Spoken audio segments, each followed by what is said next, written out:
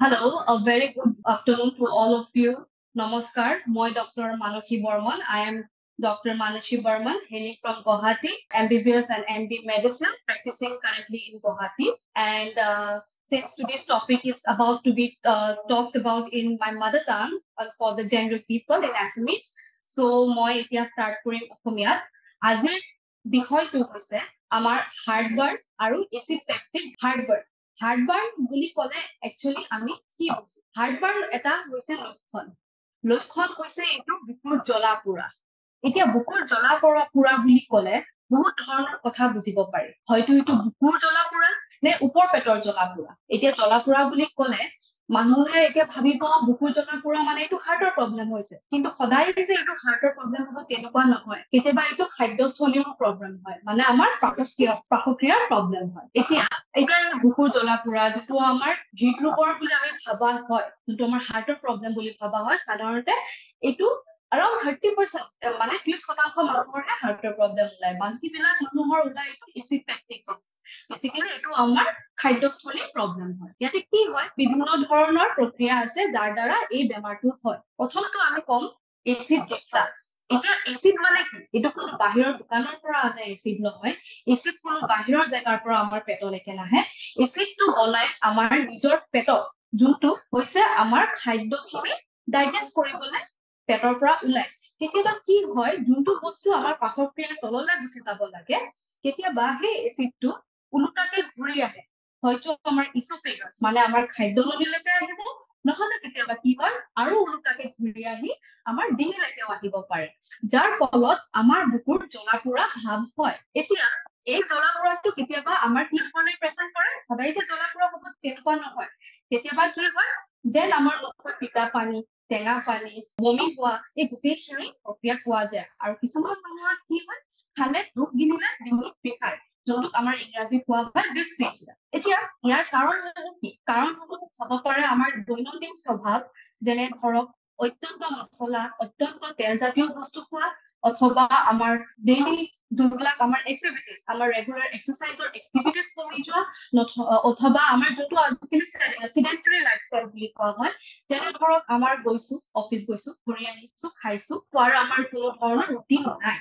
আজিকালি স্বাভাৱিকতে তেনেকুৱা দেখা গৈছে। সেইটো এটা কাৰণ হ'ব পাৰে। নেক্সট কাৰণটো হৈছে পেটৰে কিছুমান প্ৰব্লেম, যেনে ধৰক আপোনাৰ গেষ্ট্ৰ ইণ্টেষ্টাইনেল ৰিফ্লাক্স ডিজিজ। এইটো কি হয়, যেতিয়া আপোনাৰ এচিডটো উল্টাকে ঘূৰি আহে, সেইটো যেতিয়া দীঘলীয়াকে হৈ থাকে, তেতিয়া আমাৰ বেমাৰটোৰ নাম দিয়া হয় গেষ্ট্ৰ ইচোফেজিয়েল ৰিফ্লাক্স ডিজিজ। মানে পেটৰ পৰা ইচোফেগাছ মানে আমাৰ পাকক্ৰিয়াৰ পৰা ইচোফেগাছ খাদ্যনলীলে বস্তুখিনি ঘূৰি আহিছে। এতিয়া ইয়াৰ বাহিৰেও আমাৰ কি হ'ব পাৰে, আমাৰ খাদ্য কলো, আমাৰ স্বভাৱখিনি কলো, আমাৰ দৈনন্দিন স্বভাৱ, তাৰ বাহিৰে হ'ব পাৰে এটা ধৰণৰ বেক্টেৰিয়া পোৱা যায়, যোনটো আমাৰ পেটত থাকে হয়, কিন্তু ইয়াৰ ই যেতিয়া বিষাক্ত হৈ পৰে, তেতিয়া এই বেমাৰটো দেখা দিয়ে। সেই বেক্টেৰিয়াটোৰ নাম হৈছে এইচ পাইলৰি, বেচিকেলি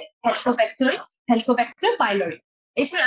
এতিয়া এইটো ভাল বেমাৰ নে বেয়া বেমাৰ, ভয় খাবলগীয়া বেমাৰ, এইটো এৱাৰনেছটো থকাটো খুবেই দৰকাৰী। কেতিয়াবা বছৰত এবাৰ দুবাৰ হৈছে, তেতিয়া এইটো কোনো ধৰণৰ প্ৰব্লেম নাই। ধৰক মোৰ আজি কিবা এটা অত্যন্ত মোৰ দৈনন্দিন জীৱনৰ পৰা আজি অলপ বেলেগ হ'ল, সেইবাবে মোৰ এচিড ৰিফ্লাক্স হৈছে, মই কিবা এটা প্ৰক্ৰিয়াৰে এইটো ঠিক কৰি ল'ব পাৰো। কিন্তু সদায় যদি এনেকে স্বাভাৱিক ধৰণে মোৰ ডেইলি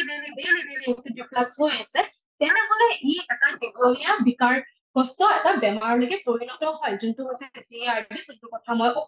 অলপ আগতেই কলো। তাৰ বাহিৰে GARD আমাৰ কি বেমাৰ হ'ব পাৰে? এইটো হৈছে এটা আলচাৰ। আলচাৰটো মই জানো যে চবেই শুনিছে, কিন্তু সদায় যে আলচাৰ বুলি ক'লে ভয় খাব বা আলচাৰ বুলি ক'লে কিবা এটা বেয়া বেমাৰ পৰিণত হ'ব তেনেকুৱা নহয়। এতিয়া আলচাৰ যোনটো আজি আমাৰ টপিকটো আছিলে এচিড পেপটিক ডিছঅৰ্ডাৰ, সেইটোৱে আমাৰ আলচাৰলৈকে পৰিণত হয়, যোনটো কয় পেপটিক আলচাৰ। পেপটিক আলচাৰ মানে দুটা ধৰণৰ আলচাৰ হ'ব পাৰে, হয়তো ষ্টমাক আলচাৰ, নহলে ষ্টমাকৰ পৰা যোনটো আমাৰ অন্ত্ৰবিলাক আৰম্ভ হয়, প্ৰথম পাৰ্টে ডুঅডেনাম আলচাৰো হ'ব পাৰে। এইটো আকৌ কাৰণখিনি একেই থাকে, খাদ্য মছলা, অত্যন্ত তেলীয়া বস্তু, নহলে ইভেন আমাৰ হেলিকোবেক্টাৰ পাইলৰিও হয়। এতিয়া এই আলচাৰসমূহৰ লক্ষণ কি? প্ৰথমটো হৈছে হাৰ্ট মানে বুকুৰ জ্বলা, তাৰ বাহিৰে হ'ব পাৰে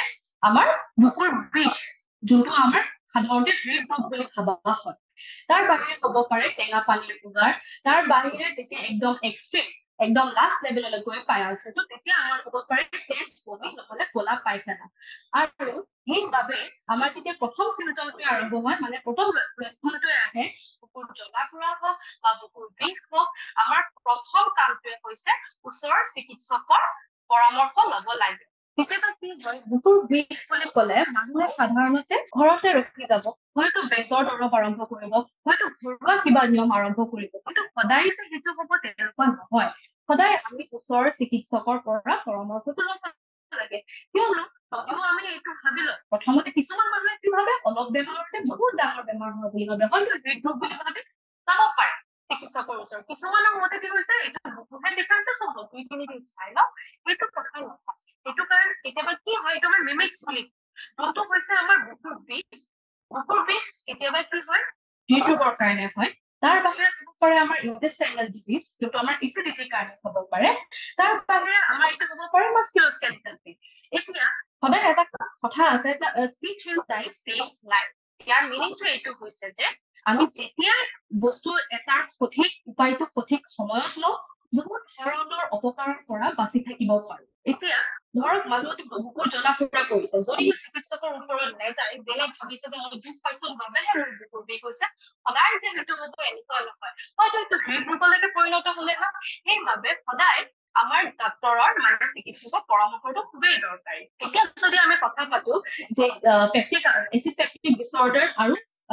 বুকুৰ জ্বলা পোৰা যোনটো হৈছে আমাৰ হাৰ্ট বাৰ্ণ বুলি যোনটো কোৱা হয় ইয়াৰ এতিয়া উপায়বিলাক কি প্ৰথম কথা হৈছে খাদ্য সদায় আমাৰ নম্ৰ সুস্থ আমাৰ নিউট্ৰিচিয়াছ ফুড হ'ব লাগে যোনটো তেল আৰু মছলাৰ পৰা অলপ কমেই আমি কমেই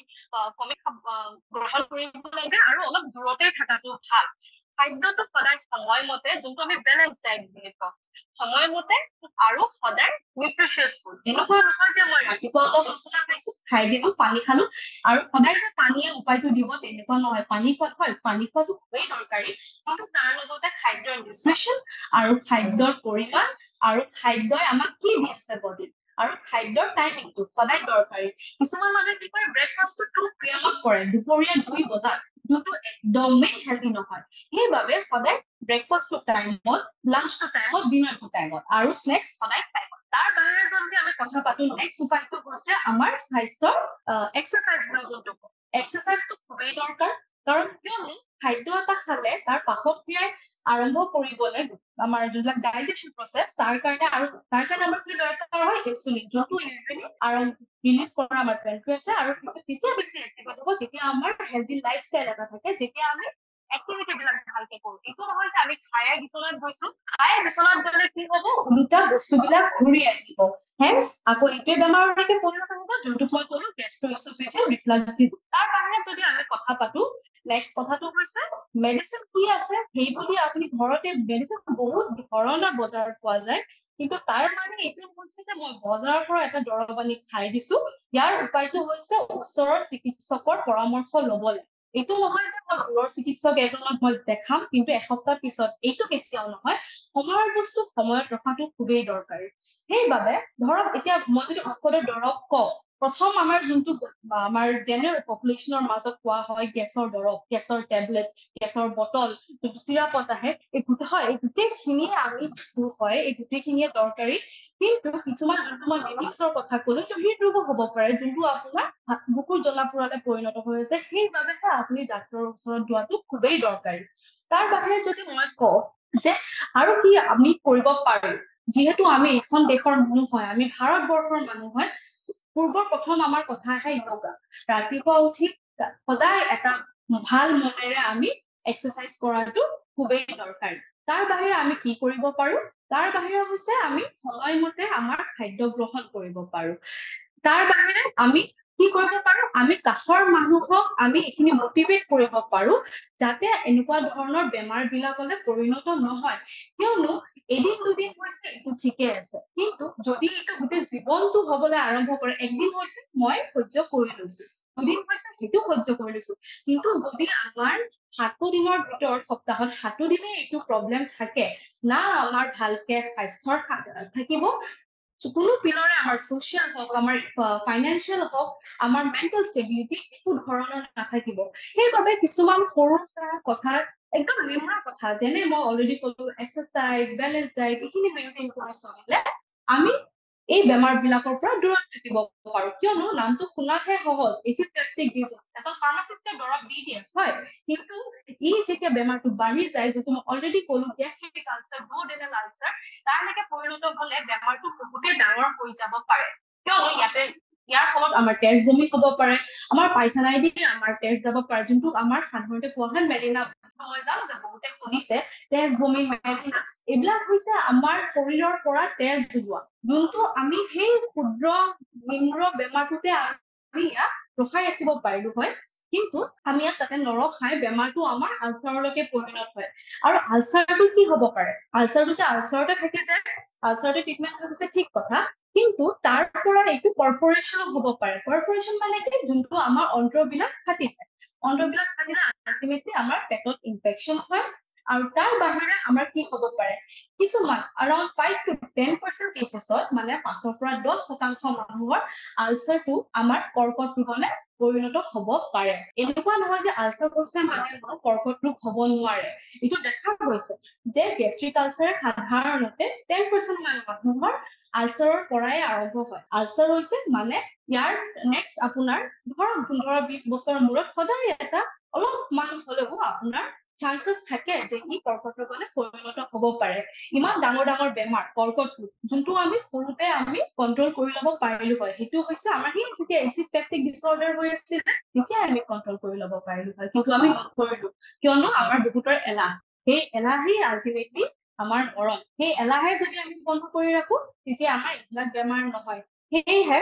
যেতিয়া বুকুৰ জ্বলা পোৰা হয় সদায় মনত ৰাখিব বুকুৰ জ্বলা পোৰা হলে সদায় ডাক্তৰৰ ওচৰত যোৱাটো দৰকাৰী কিয়নো ই হ'ব পাৰে আমাৰ খাদ্যস্থলীৰ প্ৰব্লেম ই হ'ব পাৰে আমাৰ হৃদৰোগৰ প্ৰব্লেম ই হ'ব পাৰে যিকোনো ধৰণৰ মাস্কুলোস্কেলেটাল প্ৰব্লেম যোনটো ঘৰত ট্ৰিটমেণ্ট কৰাটো ঠিক নহয় সেইবাবেহে আজিৰ মিটিংটো দৰকাৰী আছিলে থেংক ইউ